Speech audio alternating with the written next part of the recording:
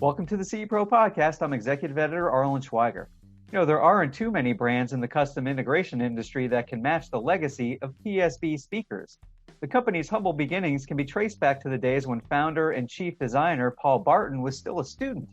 Today, the Canadian brand is renowned for a range of high-performance products that includes everything from subwoofers and in-wall speakers to active speakers and reference-level floor-standing loudspeakers. Senior editor Bob Archer chats with Barton about the company and its history as PSB celebrates its 50th anniversary this summer in this week's episode. As always, be sure to subscribe to CE Pro's YouTube channel and hit that like button on our videos, or subscribe to the CE Pro podcast on Apple and Spotify and leave a review.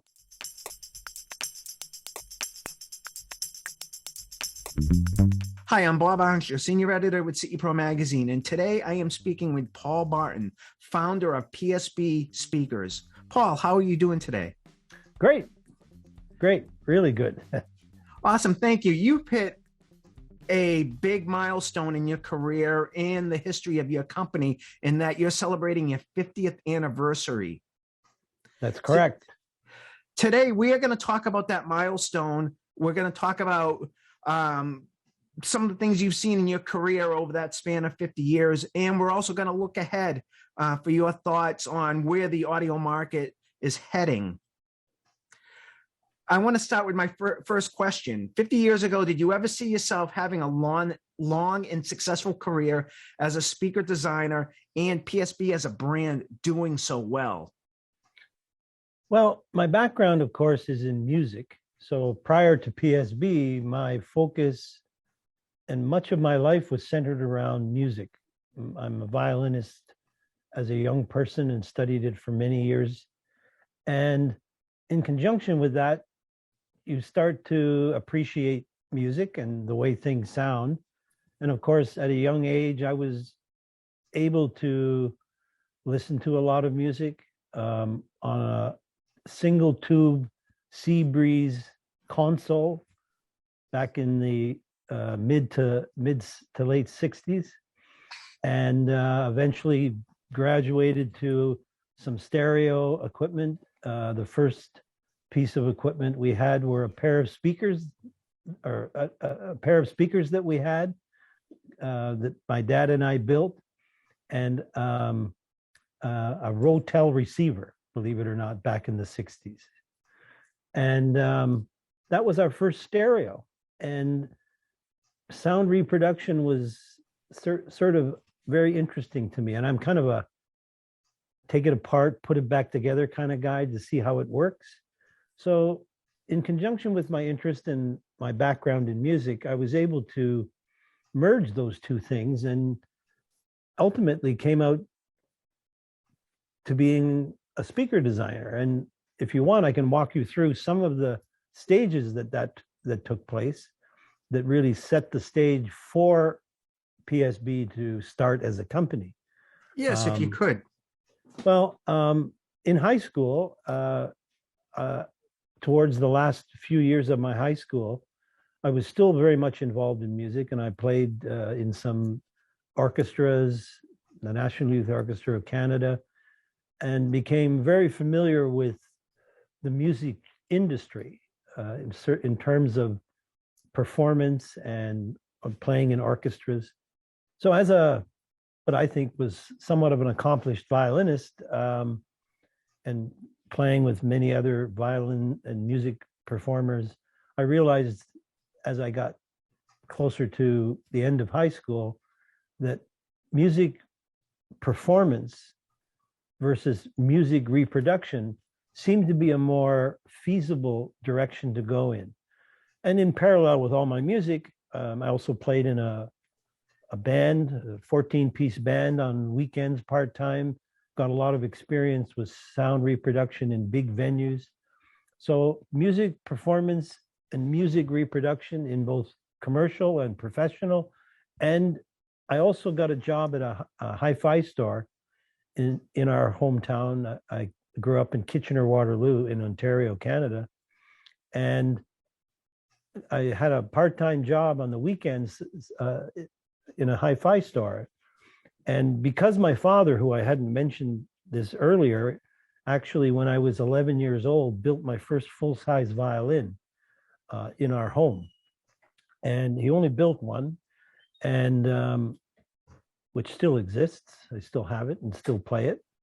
And with that love of woodworking, which I grew up with when he built the violin, and he and I built the first stereo pair of loudspeakers, we kind of had the setup for me to be able to build things. And the dealer that I worked for part-time when I was in high school allowed me to build, which were kits that university students could build in their dorms by using a screwdriver and a soldering iron, and it would cost them a lot less. And the dealer I worked for on the weekends allowed me to sell these kits in his store.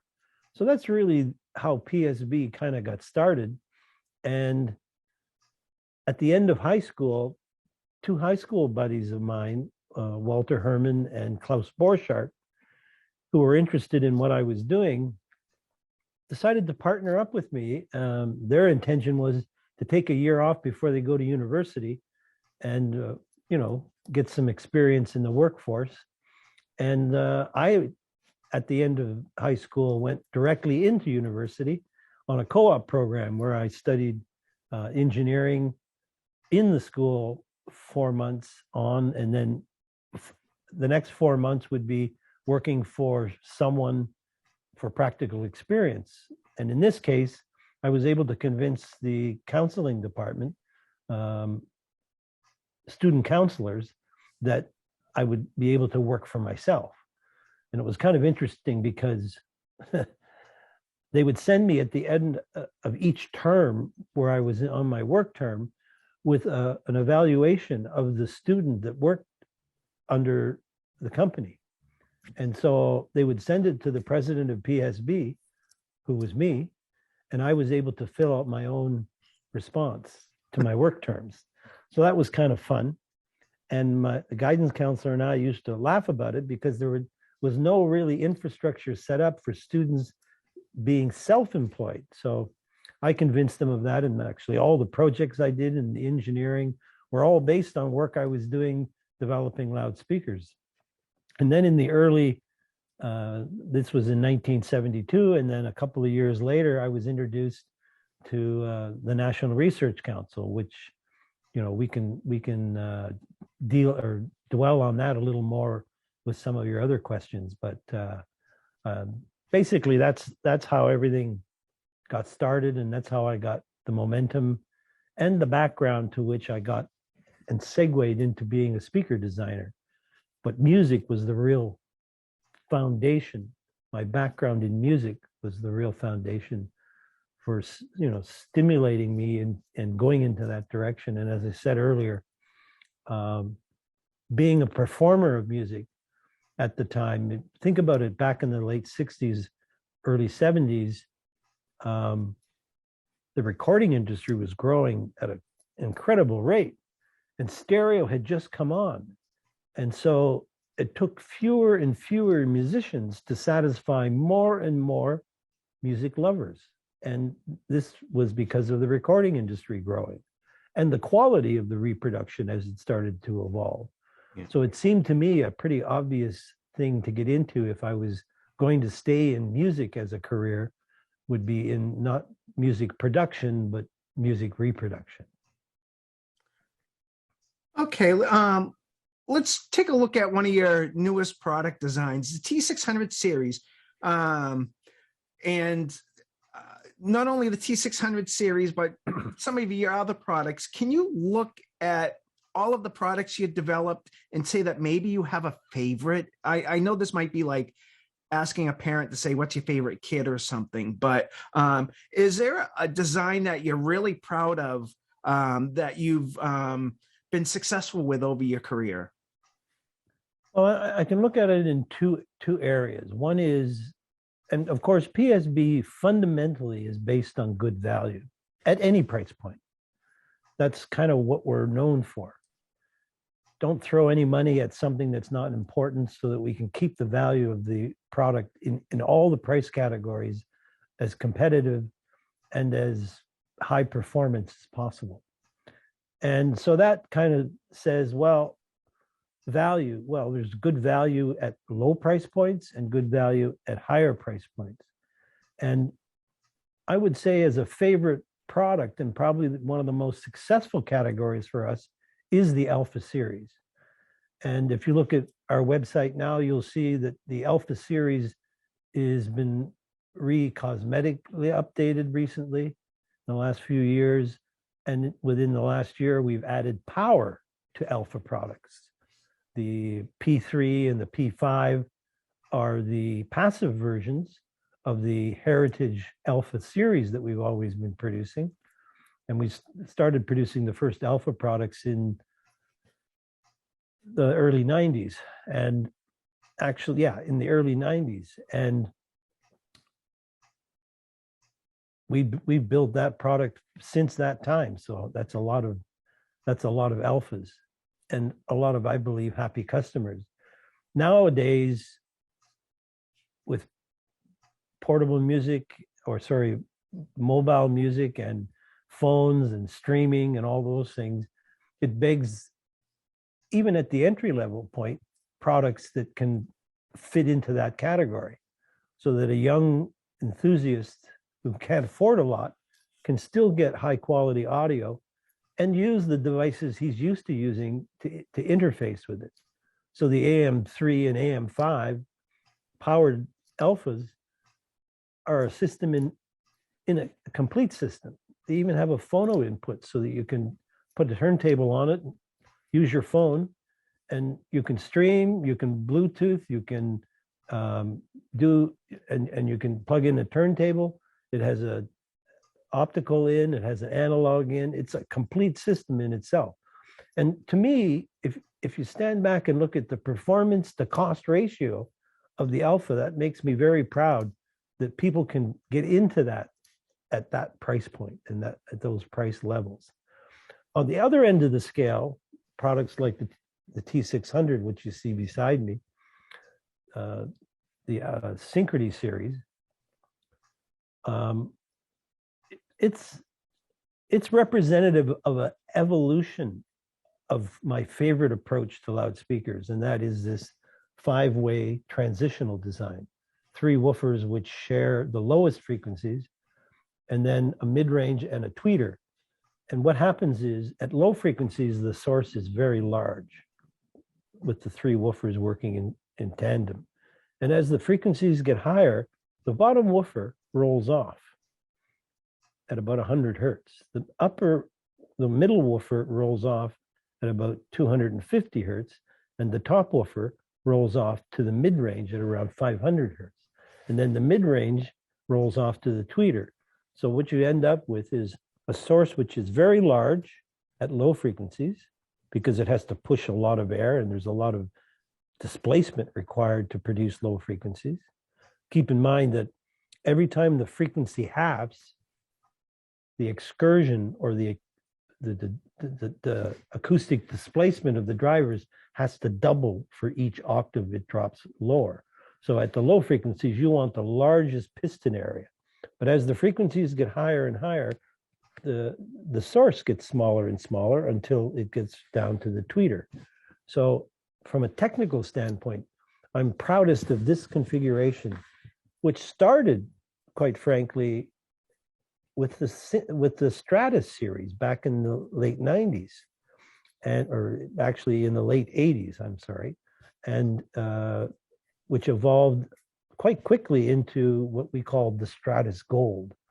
And that was really a floor stander that allowed lots of cabinet size to get low frequencies. But at that time, I didn't use the transitional woofer design. I used a single 10-inch woofer. But as it evolved, we did a Platinum series, which had multiple woofers, but they weren't transitional. And then I came to the transitional approach, which was the Synchrony series, which then started using 3 woofers, which transitioned, like I described earlier, at the low frequencies, they all work together, and slowly transitioned to just the mid-range driver. And so your question was, which products am I proud of? I'm more proud of the execution of those value price points and executing them in a way that really makes a lot of technical sense and a lot of acoustic sense. And something I've studied over the years in conjunction with developing hardware, which is loudspeakers, is understanding better how we perceive sound. So part of loudspeakers engineering capabilities has to be the understanding not only of the technical aspects, the mechanical aspects of a loudspeaker or the electronic aspects of a loudspeaker, but how that interfaces with the human person. So I've studied a lot, and we can get into that a little bit more when we start talking about, my introduction to NRC and what that holds for us. Okay, Paul, that leads me into my next question. And I think you've kind of answered this partly already, but I'm going to ask this two-part question.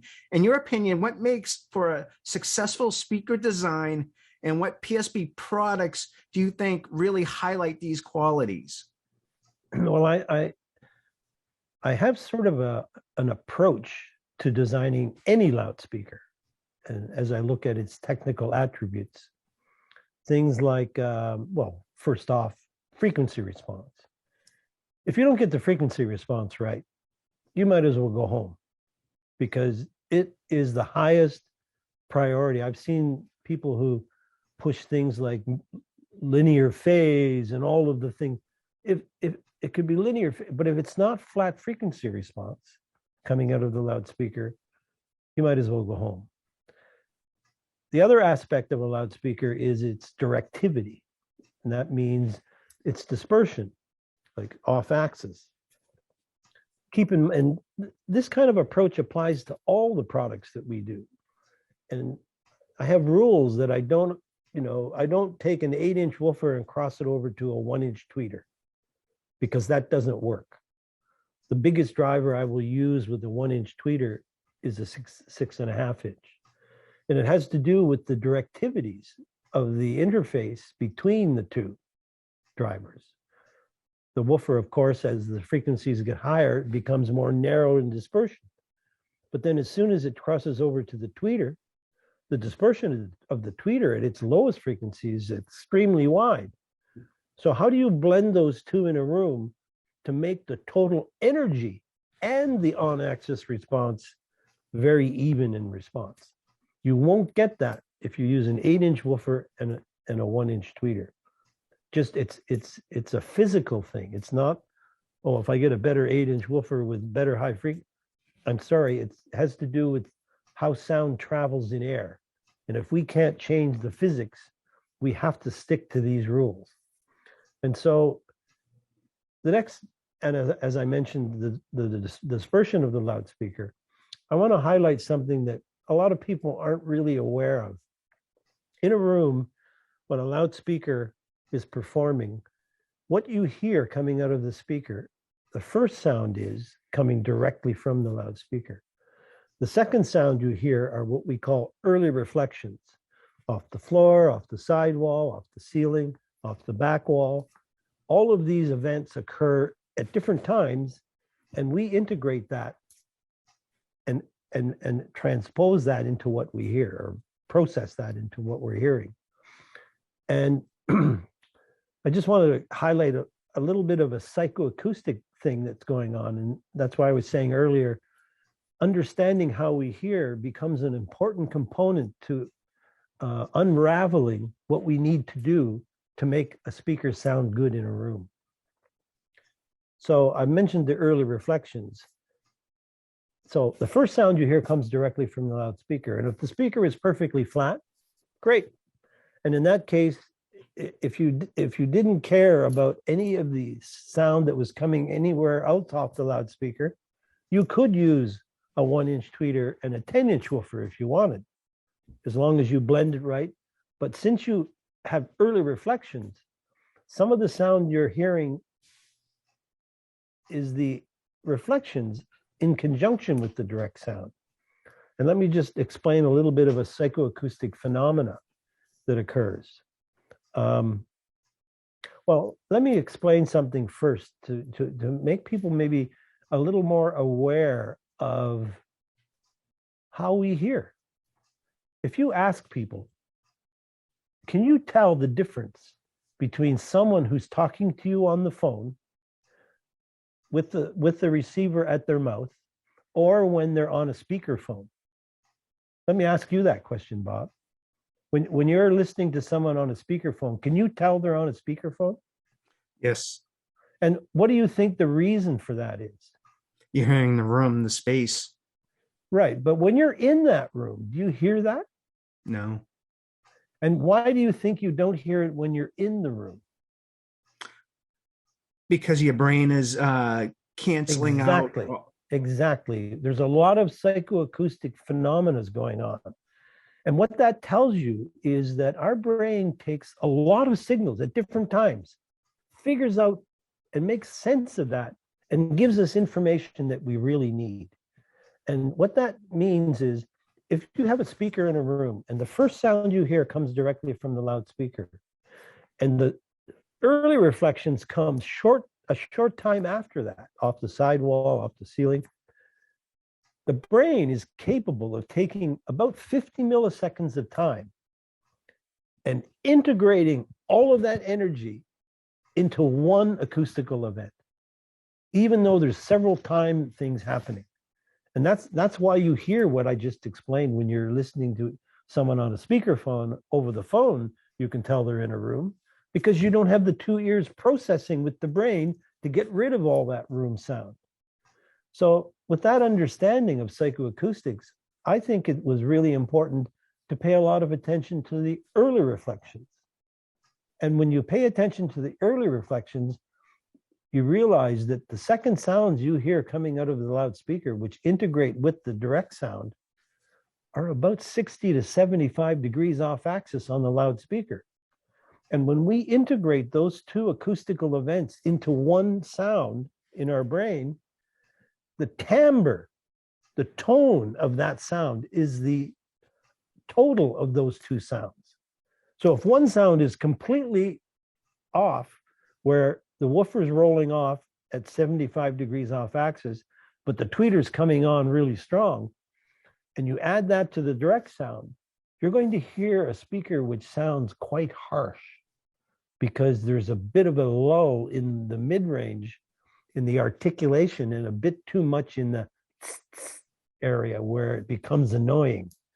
And so you can get a speaker that's perfectly flat on axis, but quite different, two speakers that are the same on axis, but quite different off axis.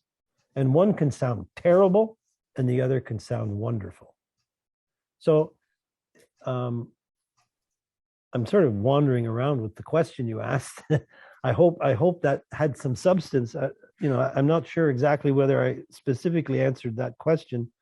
Those are the qualities of loudspeakers that I think are really important, and paying attention to how we as human beings perceive sound can set the priorities that I use when I make a speaker. And so if something's happening, and it doesn't happen that often, at 30 degrees off axis, I'm not as concerned about it if it's happening at further off axis, because those are the things that influence what you perceive when you're listening to a speaker in a room. Okay, no, I think it's a terrific answer because it really provides some insight into the engineering concepts that go into the PSB product line, and many of the things that the NRC has discovered through its decades of research into audio. And that kind of leads me into my next question. How has designing speakers evolved over the years, especially considering the impact of the NRC and its influence on your career and its impact on the consumer and pro audio industries? And before I let you answer, the NRC stands for National Research Council for those listening to the podcast, and it's based in Ottawa, Canada, and it's a think tank, and they study very many topics, and it's quite famous in the audio industry for its work in the field of audio. And if, Paul, if you could address that question. Sure. NRC is a government-funded, as you said, think tank based in the capital of Canada, Ottawa, which employs about 1,000 PhDs in all of the sciences. So it's like I said, a think tank, and it consists of, on one campus, there are several campuses across Canada, but the main campus is in Ottawa, and it has about 65 buildings, including the largest technical library in Canada. And part of the NRC, when I was first introduced to Dr. Floyd Tull at NRC, was in 1974. And Dr. Floyd Tull was part of an acoustics division of the physics department, better known as the Institute for Microstructural Sciences. And it was responsible for doing weights and measures, physics experiments. And part of that was the acoustics wing, which employed, I think, about 8 PhDs in acoustics, not to mention, support staff and, administrative resources. And there was a separate building outside the wing of the acoustics division at NRC, which we call M37, and it had an anechoic chamber in it.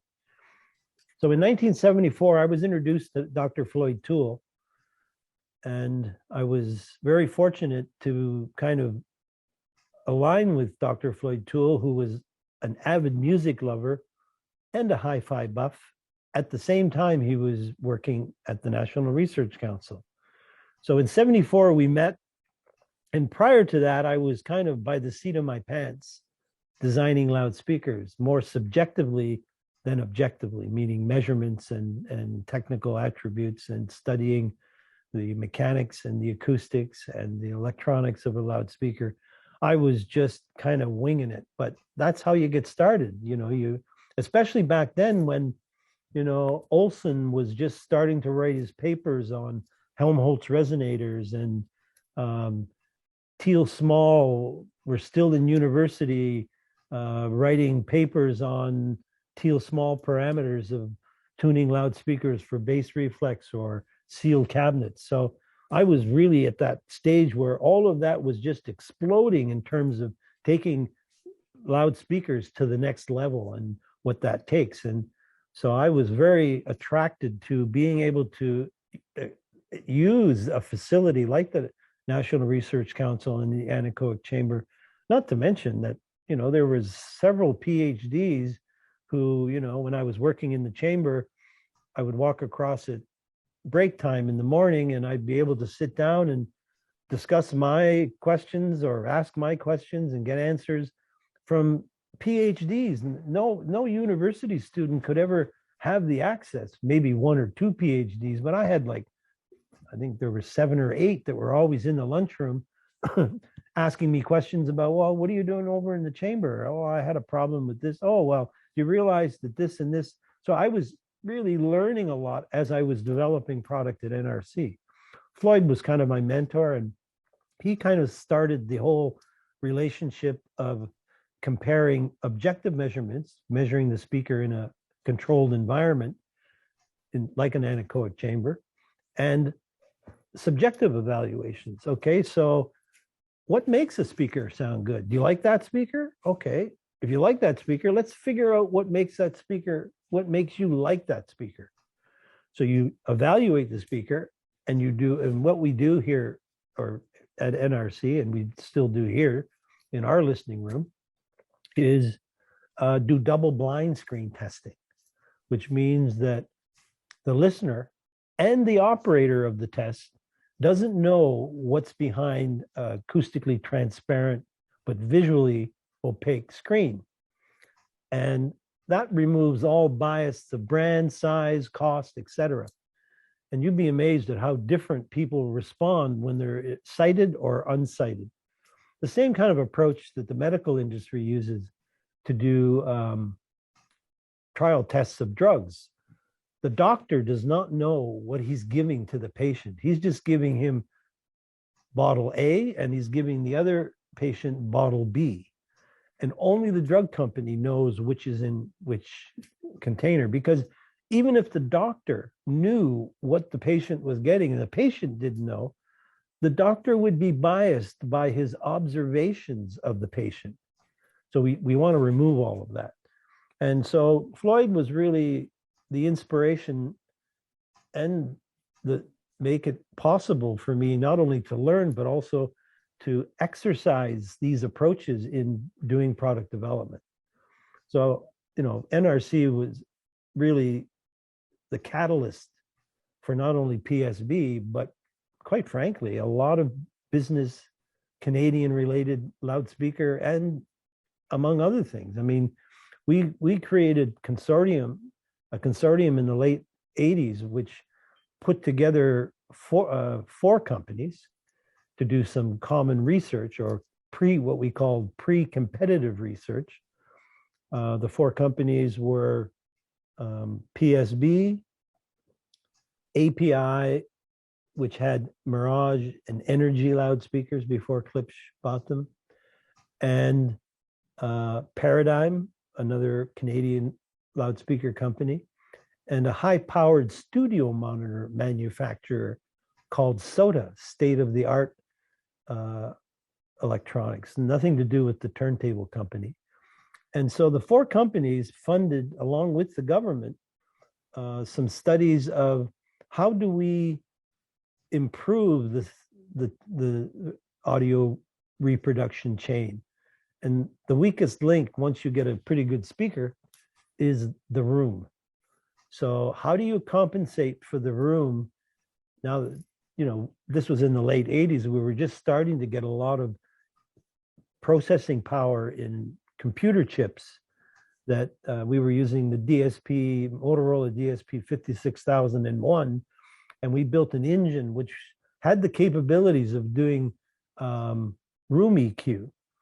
And if you can do room EQ, what room EQ do you need? So if you take a speaker that has a flat frequency response in the anechoic chamber and put it in a room, what kind of response do you get then? Because it's a direct radiating loudspeaker, and I don't want to get too technical, but at low frequencies, an omnidirectional or a direct radiating loudspeaker at low frequencies is omnidirectional. But as the frequencies get higher, it becomes more and more directional. So in an anechoic chamber, any one angle you measure it, you're only seeing the acoustical event of one direction from the loudspeaker. But in a room, we have two ears and we have the walls, and the fact that the speaker is not omnidirectional, so that the energy that you hear in the room is more slanted towards a bass boost at low frequencies. And because the room is more absorbent at higher frequencies, carpet, drapes, all that sort of stuff, you can tend to get a balance in the room that is tilted. But that's what the engineer and the musicians heard when they were making the recording, using direct radiating loudspeakers that are flat on axis. So there is a specific target curve that is related to a direct radiating loudspeaker in a room, which is the sort of the standard or the norm for which music is being produced. So if you want to reproduce it the way it was originally intended by the engineers and the musicians, you have to kind of emulate that target curve or that balance. Now, a good speaker in a good room should do that quite well on its own. But if you were doing some EQ to fix things in the room, you still have to stick to that target curve that I believe is the one that is sort of somewhat universal. In fact, that target curve, which we developed and I put in my back pocket at the time, because there was no real practical way to implement that, because automatic room EQ and practical applications of correction of room curves was not really practical from a commercial standpoint back in the late 80s. Maybe for professional use, yes, but not for commercial home use. And so nowadays, though, that whole problem is completely gone with our computer processing and the power of all the devices that we use. And, in fact, that target curve that I'm talking about was a perfect segue into designing headphones that sounded correct with music that was recorded to be played back on loudspeakers. Because most of the music that we listen to is music that was recorded to be played back on loudspeakers. You don't find very much binaural recording in this. So that kind of profiles the importance and the significance of the NRC PSB relationship. And PSB, of course, was the first company to approach NRC in pursuit of this activity and cooperation between the research capabilities of NRC and industry. And that's back in those days, actually, they used to tell me, kind of keep quiet about the fact that you're using NRC because we're called the National Research Council. We're not the National Development Council. But now they open-armed invite people to cooperate with industry because that justifies their existence and their budgets and their ability to do research. So that tie has really become strong at the National Research Council. And they develop ICs and chips and all kinds of technology. In fact, I invite anyone to Google the National Research Council to get a better insight into exactly what we here in Canada have, which I think many companies and many countries would be envious of. There aren't many places in the world that are as large a think tank as the National Research Council in Ottawa. And by the way, I still frequent the NRC because I have so much experience doing that. It's like, having almost a personalized environment that is really a community. At the same time, it's kind of unique to PSB. And because we were the first, I'm kind of proud of that. Okay, Paul, my next question, this is going to be something we're going to look at. And now we're going to look at the evolution of the market and how it's impacting your designs. Back when you started, stereo was the predominant way people listen to music, two-channel stereo. And by the time we got into the 90s, home theater really started to make an impact on the home audio market. And of course, that meant surround sound and everything that came with that, more speakers, subwoofers, and whatnot. And today we have immersive audio, and we have formats that include streaming audio, and when people can stream their favorite music, including high res, right from the internet. How is this evolution and how people listen affected your design philosophy? Well, the design philosophy, I don't think fundamentally as an acoustic transducer has really changed. I've kind of characterized that in my previous question. Okay. What was really great, especially in the 90s when, back in the 60s, let's say, the biggest pursuit of young people was to get their first car. But into the late 60s, early 70s, a good two-channel stereo was the pursuit. And then in the 90s, multi-channel. And of course, on the business side of things, we were looking at each other here at Lenbrook saying, what a great thing. Now people have to buy 5 and 6 loudspeakers and or 5 loudspeakers and a subwoofer. Boy, so that, that just kind of explodes the number of speakers you sell. And that in fact did happen. When home theater came about, any good loudspeaker company really benefited because people weren't just buying 2 loudspeakers. And quite frankly, not only they weren't buying 2 loudspeakers, there were more people interested than 2-channel customers in multi-channel or surround sound. So it not only increased the number that any one individual would buy, but it also increased the number of customers that were willing to buy more speakers than they used to. So that was a real shot in the arm for the loudspeaker industry, and we realized that. But now it's like you mentioned, streaming audio and all that goes along with the technologies that we have today, personal hi-fi. As a speaker company, of course, those who don't know, we also are involved in the headphone business. And I've taken everything I've known about loudspeakers and sound reproduction and musical, a lover of music, in transitioning what I can do with headphones, or what PSB can do with headphones. And a lot of what we've done with headphones is a result of the experience as a speaker company. So, and I don't know if I mentioned earlier, we have a feature that's built into ours, which is related to that research I mentioned earlier, to apply that research to headphones. And it's something we call room feel. And simply stated, it kind of compensates for the fact that when you have headphones on, there is no room. But if you had a pair of speakers with the music you're listening to that was recorded to be played back on speakers, the headphones don't have the right correction curve. So we actually put that correction curve, which is the room curve I mentioned earlier, into the headphone, because there is no room there. Okay. As far as, the trends going forward, I mentioned earlier about the Alpha series, which is available with power and streaming and Bluetooth and all of this kind of stuff, with regard to the new technology and the accessibility of music for everyone.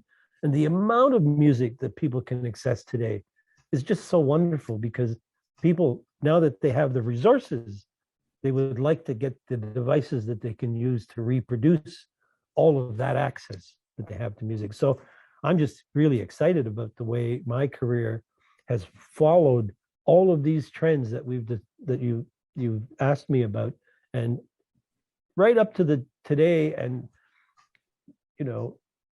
right up to today, we've, as a company, and for those who don't know, the parent company, Lenbrook, is the owner of the three brands, PSB, NAD, and Blue Sound. And because of the resources that are in the company and common resources, PSB certainly plays a role in any acoustical challenges that any of the three brands have. So we're involved in all of those things. And what that means for PSB is that PSB is working in the reproduction of streaming devices like the BlueOS platform. And the BlueOS platform is in the Blue Sound products, but it can also be in other things. So it's sort of exciting that there's an ecosystem now that really we can work with to do many types of products, not only just for consumers, but also professional and commercial applications, which I believe streaming audio is a very big growing area that's potential for this kind of device that you can control with your phone. And that's very interactive and very simple to operate.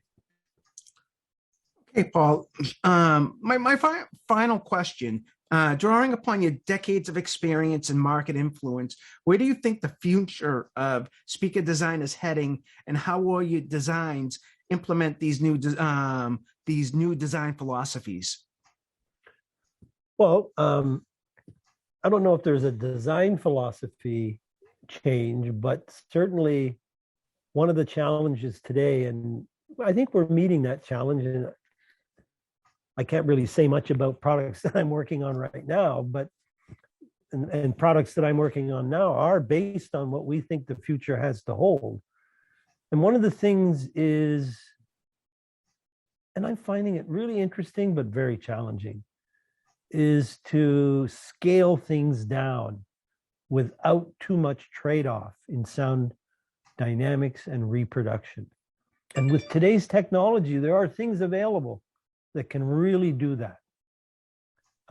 So, as far as the future is concerned, miniaturization, industrial design, and implementing it into a world where people don't want to be bothered by wires or bothered by intricate setups or all that sort of stuff. And the future holds, and we have some of it now and quite a bit of it now, but the future holds more and more simplification of operating things that perform at a very high level, but at the same time are aesthetically well integrated into the environment. And one of the challenges in order to do that well is to miniaturize things, make things smaller without much trade-off for performance. And I could talk a lot about all of the challenges that are involved, but that's how I see the future. Thank you, Paul. I want to thank you for taking time out of your day to speak with me about your 50 years in the audio business and sharing your ideas. And I want to thank you for creating all these awesome speakers that a lot of people have a lot of fun with on a daily basis, whether it's listening to music on headphones or turning their TV on and listening to a home theater system or blasting out their neighbors with a big immersive system. Thank you. Okay. Thank you. And I enjoyed it. Thank you. Okay.